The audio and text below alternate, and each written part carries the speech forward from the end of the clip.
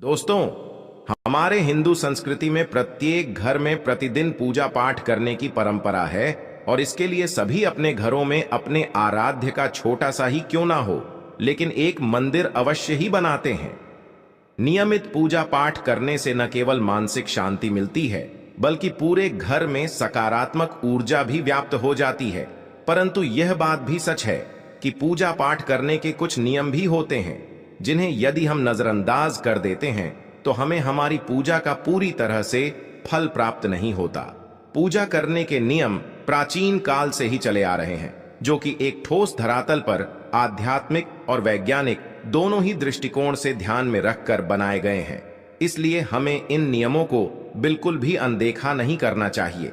ऐसा ही एक महत्वपूर्ण नियम है घंटानाद, यानी कि पूजा करते समय हम जब घंटी बजाते हैं उसे बचाने के लिए शास्त्रों में कुछ नियम निधन पारित किए गए हैं।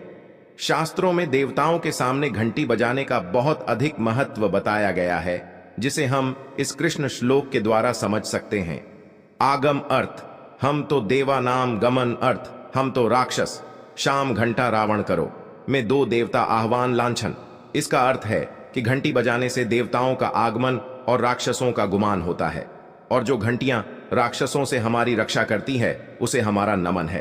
तो चलिए दोस्तों, जान लेते हैं कि पूजा करते समय जब हम घंटी बजाते हैं तो उसके पीछे क्या कारण है, घंटी बजाने के क्या नियम है, और पूजा के वक्त घंटी बजाते समय होने वाली गलतियां कौन सी है जो हमें भूल कर भी नहीं करनी चाहिए। दोस्तों, क्या आपने कभी अपने घर के मंदिर में रखी हुई घंटे को ध्यान से देखा है? अगर आप ध्यान से देखेंगे तो आपको घंटी के ऊपरी हिस्से पर, यानी जहां से हम इसे पकड़ते हैं, उस पर गरुड़ बना हुआ दिखाई देता है। अंततः घर पर जो हम घंटी इस्तेमाल करते हैं उसे गरुड़ घंटी कहा जाता है। पूजा करते समय गरुड़ घंटी का उपयोग भगवान को आमंत्रित करने अर्थात भगवान का आवाहन करने के लिए किया जाता है, जिससे एक सुंदर ध्वनि से भगवान का आवाहन करने का आभास होता है। जब हम विधि विधान से पूजा करते हैं तो उसमें घंटी का उपयोग अवश्य रूप से करते हैं। पूजा संपन्न होने पर आरती करते समय विशेष रूप से घंटा नाद होना चाहिए, नहीं तो हमारी पूजा आधी अधूरी मानी जाती है। परंतु हम में से अधिकांश लोग इसे मात्र एक सामान्य प्रक्रिया मानते हैं और पूजा करते समय घंटी बजाना भूल जाते हैं।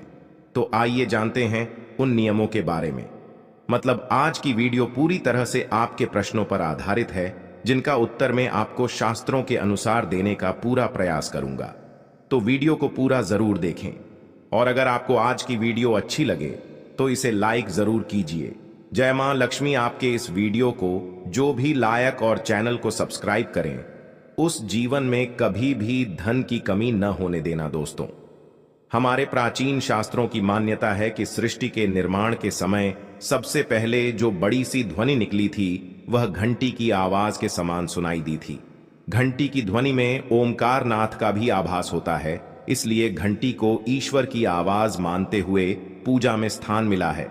इसलिए घंटी का कभी भी अपमान न करें, और जिस तरह से देवी देवताओं की पूजा की जाती है वैसे ही घंटे की भी पूजा करनी चाहिए। दूसरी बार घंटी को प्रणाम करके ही उसे बजाना चाहिए। बिना प्रणाम किए घंटी बजाना अच्छा नहीं माना जाता। दोस्तों, आपने अक्सर यह महसूस किया होगा कि पूजा करते समय जैसे ही घंटी बजाई जाती है तो पूरे घर के साथ साथ संपूर्ण वातावरण शुद्ध और पवित्र सा हो जाता है और चारों ओर सकारात्मकता फैल जाती है। लेकिन यदि हम नियमों को नजरअंदाज कर देते हैं तो हमें इसका संपूर्ण नहीं मिल पाता है। दोस्तों, अधिकतर लोग पूजा संपन्न होने पर केवल आरती के समय ही घंटी बजाते हैं, लेकिन यह भी ध्यान रखें कि भगवान को जल अर्पण करते समय, धूप दीप लगाते समय, नैवेद्य अर्पण करते समय घंटानाद करना चाहिए। ऐसा करने से हमारी पूजा संपन्न मानी जाती है। दोस्तों, घंटी बजाते समय भगवान का नाम अथवा आरती अवश्य बोलनी चाहिए, 1 या 2 मिनट ही क्यों ना हो, परंतु प्रतिदिन सुबह शाम घर में घंटी अवश्य बजानी चाहिए। यदि आपको अपने घर में या अपने आप में नकारात्मकता महसूस हो तो आप थोड़ी देर के लिए भगवान के सामने घंटी अवश्य बजाए, सारी नकारात्मकता नष्ट हो जाएगी। दोस्तों, पूजा घर में शनि महाराज एकांत, विरह, उदासीनता और वैराग्य के देवता माने जाते हैं। माता लक्ष्मी आपके इस वीडियो को जो भी लाइक और वैदिक ज्ञान दृष्टि चैनल को सब्सक्राइब करें, उसके जीवन में कभी कोई दुख दर्द मत आने देना दोस्तों। जबकि गृहस्थी को चलाने के लिए राग, प्रेम एवं भौतिक चीजों की जरूरत होती है, इसलिए शनि महाराज की मूर्ति को घर में नहीं लाना चाहिए। उससे पहले माता लक्ष्मी आपके इस वीडियो को जो भी लाइक और वैदिक ज्ञान दृष्टि चैनल को सब्सक्राइब करें, उसके जीवन में कभी दुख दर्द मत आने देना दोस्तों। सबसे पहले बात, दीपक और धूपदान की भारत की परंपरा मिट्टी से जुड़ी हुई है, इसीलिए मंदिर में पारंपरिक मिट्टी का दीपक अवश्य होना चाहिए। अगर आप मिट्टी का दीपक नहीं रख सकते हैं तो धातु के दीपक का उपयोग करें। अगर भगवान में आपकी आस्था ज्यादा हो तो आपको उपला रखकर गुड़ और घी का धूप भी दे सकते हैं। ऐसा करने से घर में सुख शांति बनी रहती है। दूसरी चीज, घर के मंदिर में स्वस्तिक अवश्य होना चाहिए। या तो आप इसे रोली से बना लें, क्योंकि स्वास्थ्य आपके घर की शक्ति, सौभाग्य, समृद्धि और शुभता का प्रतीक माना जाता है। यही मुख्य कारण है कि कोई भी शुभ कार्य करने से पहले स्वस्तिक का चिन्ह अवश्य बनाया जाता है। तीसरी चीज है कलश। भगवान श्री कृष्ण कहते हैं कलश सुख और समृद्धि का प्रतीक है। अपने मंदिर में रोली कुमकुम से स्वस्तिक बनाकर उस पर मंगल कलश अवश्य रखें। ऐसा करने से घर में सदैव समृद्धि बनी रहती है और ऐश्वर्य की प्राप्ति होती है। चौथी चीज, बहुत ही कम लोग जानते हैं कि शंख की उत्पत्ति समुद्र से निकले 14 रत्नों के साथ हुई थी। इसी कारण से मां लक्ष्मी को अत्यंत प्रिय है। शंख की ध्वनि से सकारात्मक ऊर्जा का भी संचार होता है, इसीलिए मंदिर में शंख अवश्य होना चाहिए। शंख के घर में उपस्थिति से मां लक्ष्मी प्रसन्न होती है और उस घर में कभी भी धन की कमी महसूस नहीं होती। पांचवी चीज, मंदिर में आपने घंटी अवश्य देखी होगी, क्योंकि घंटी को शुभ माना जाता है। इसीलिए जब जब घर के मंदिर में घंटी की आवाज होती है, वहां का वातावरण शुद्ध और पवित्र बनता है। जिस घर में पूजा के दौरान घंटी बजाई जाती है, उस घर के आसपास की सभी नकारात्मक शक्तियां दूर हो जाती हैं और साथ ही सुख समृद्धि के द्वार खुलने लगते हैं। तो यह हैं वे वस्तुएं जिन्हें घर के मंदिर में जरूर रखनी चाहिए। आइए अब जान लेते हैं कि घर के मंदिर में कौन सी चीजें कभी नहीं रखनी चाहिए। सबसे पहली चीज, गणेश जी की मूर्ति। घर में कभी भी गणेश जी की मूर्ति 3 अथवा 5 ऐसी विषम संख्या में न रखें। अपने मंदिर में गणेश जी की केवल 2 मूर्तियां रखें, इसे शुभ माना जाता है। अगर आप अपने मंगल की कामना करते हैं तो गणेश जी की मूर्ति मुख्य द्वार पर अंदर की तरफ मुख करके लगा लें। कई लोग यह गलती करते हैं कि मुख्य द्वार पर गणेश जी की मूर्ति बाहर की ओर मुख करके लगा देते हैं, जिससे उन्हें काफी नुकसान का सामना करना पड़ता है। अगर आप चाहे तो मुख्य द्वार के दोनों ओर लगा दें या फिर मुख्य द्वार के अंदर की ओर लगाइए, लेकिन बाहर की ओर कभी भी नहीं लगानी चाहिए। दूसरी चीज, टूटे हुए चावल। अपने मंदिर में कभी भी टूटे हुए चावल ना रखें। इसके साथ ही पुराने चढ़ाए हुए चावल अधिक समय तक ना रखें, यह नकारात्मक ऊर्जा फैलाते हैं। यह बात भी ध्यान रहे कि आप मंदिर में रखने वाले चावलों का इस्तेमाल हल्दी में भिगोकर ही करें, इससे अधिक शुभ परिणाम मिलेंगे। 3 पूर्वजों की तस्वीरें। इसके साथ ही अगर आपके घर के मंदिर में पूर्वजों की तस्वीरें रखी हुई हैं तो उन्हें तत्काल बाहर निकाल दें। ये आपके परिवार के लिए काफी शुभ है। धर्म ग्रंथों के अनुसार पूर्वज पूजनीय है, लेकिन वह देवताओं के बराबर नहीं है। इसलिए अपने पूजा घर में कभी भी मृत परिजनों की तस्वीरें न रखें। यह आपके लिए अशुभ संकेत है। इसके परिणाम भी काफी घातक हो सकते हैं और मंदिर का वातावरण भी नकारात्मक हो सकता है। इसके अलावा अगर आप किसी साधु संत को मानते हैं तो उनकी तस्वीर भी घर की किसी दीवार पर लगाएं। उसे पूजा घर में भूल से भी ना रखें, यह घर के वातावरण को नकारात्मक बनाता है। इसके साथ ही महाकाली, काल भैरव की मूर्तियां भी पूजा घर में नहीं रखनी चाहिए। और हाँ दोस्तों, ध्यान रहे कि मां लक्ष्मी के खड़े स्वरूप की पूजा मत कीजिएगा, क्योंकि मां लक्ष्मी हमेशा बैठी हुई मुद्रा में होती है, इसलिए उनके बैठे हुए स्वरूप को ही पूजना सही है। चलिए दोस्तों, अब हम आपको बताते हैं उन अति महत्वपूर्ण चीजों के बारे में जो आपके पूजा घर में होनी ही चाहिए। धर्म ग्रंथों में इन चीजों को अत्यधिक पवित्र और खुशहाल के साथ साथ समृद्धि का प्रतीक माना गया है। ये चीजें आपको खुशियों की चौखट पर खड़ा करती हैं, इसलिए यह आपके मंदिर में होनी ही चाहिए। गंगा जल की पवित्रता के बारे में तो आप जानते ही होंगे। माँ गंगा जो हर किसी के पापों को धो देती है, लोगों को शांति देती है। अगर आप भी अपने जीवन में सुख और शांति कायम रखना चाहते हैं तो घर के मंदिर में गंगा जल होना ही चाहिए। इसके लिए आप एक तांबे के पात्र में गंगा जल को भरकर रख सकते हैं। माता लक्ष्मी आपके इस वीडियो को जो भी लाइक और वैदिक ज्ञान दृष्टि चैनल को सब्सक्राइब करें, उसके जीवन में कभी कोई दुख दर्द मत आने देना दोस्तों। यह आपके परिवार में सुख शांति का प्रतीक है जो घर की पवित्रता को भी बनाए रखता है। इसलिए कभी भी प्लास्टिक की बोतल या पवित्र बटन जैसे स्टील या लोहे के बर्तनों में गंगा जल नहीं रखना चाहिए। यह अशुभ होता है। और अगर आप महालक्ष्मी को प्रसन्न करना चाहते हैं तो पूजा करते समय मां लक्ष्मी को कमल का फूल चढ़ाएं।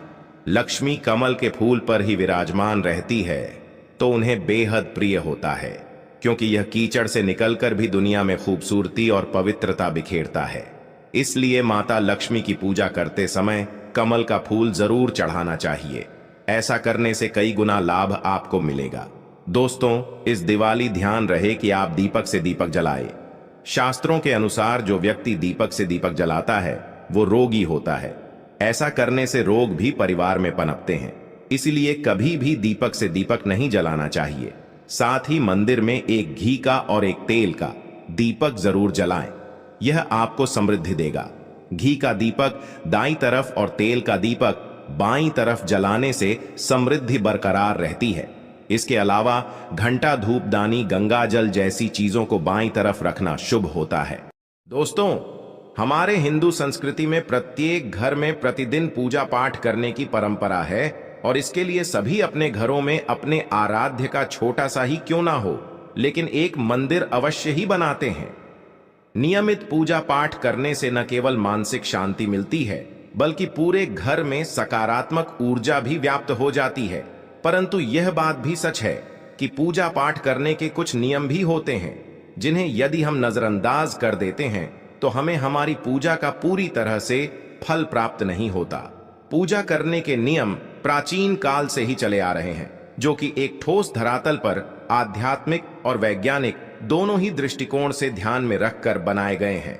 इसलिए हमें इन नियमों को बिल्कुल भी अनदेखा नहीं करना चाहिए। ऐसा ही एक महत्वपूर्ण नियम है घंटा नाद, यानी कि पूजा करते समय हम जब घंटी बजाते हैं उसे बचाने के लिए शास्त्रों में कुछ नियम निधन पारित किए गए हैं। शास्त्रों में देवताओं के सामने घंटी बजाने का बहुत अधिक महत्व बताया गया है, जिसे हम इस कृष्ण श्लोक के द्वारा समझ सकते हैं। आगम अर्थ हम तो देवा नाम गमन अर्थ हम तो राक्षस शाम घंटा रावण करो में दो देवता आह्वान लांछन। इसका अर्थ है कि घंटी बजाने से देवताओं का आगमन और राक्षसों का गुमान होता है, और जो घंटियां राक्षसों से हमारी रक्षा करती है उसे हमारा नमन है। तो चलिए दोस्तों, जान लेते हैं कि पूजा करते समय जब हम घंटी बजाते हैं तो उसके पीछे क्या कारण है, घंटी बजाने के क्या नियम है, और पूजा के वक्त घंटी बजाते समय होने वाली गलतियां कौन सी है जो हमें भूल कर भी नहीं करनी चाहिए। दोस्तों, क्या आपने कभी अपने घर के मंदिर में रखी हुई घंटे को ध्यान से देखा है? अगर आप ध्यान से देखेंगे तो आपको घंटी के ऊपरी हिस्से पर, यानी जहां से हम इसे पकड़ते हैं, उस पर गरुड़ बना हुआ दिखाई देता है। अंततः घर पर जो हम घंटी इस्तेमाल करते हैं उसे गरुड़ घंटी कहा जाता है। पूजा करते समय गरुड़ घंटी का उपयोग भगवान को आमंत्रित करने अर्थात भगवान का आवाहन करने के लिए किया जाता है, जिससे एक सुंदर ध्वनि से भगवान का आवाहन करने का आभास होता है। जब हम विधि विधान से पूजा करते हैं तो उसमें घंटी का उपयोग अवश्य रूप से करते हैं। पूजा संपन्न होने पर आरती करते समय विशेष रूप से घंटा नाद होना चाहिए, नहीं तो हमारी पूजा आधी अधूरी मानी जाती है। परंतु हम में से अधिकांश लोग इसे मात्र एक सामान्य प्रक्रिया मानते हैं और पूजा करते समय घंटी बजाना भूल जाते हैं। तो आइए जानते हैं उन नियमों के बारे में। मतलब आज की वीडियो पूरी तरह से आपके प्रश्नों पर आधारित है, जिनका उत्तर मैं आपको शास्त्रों के अनुसार देने का पूरा प्रयास करूंगा।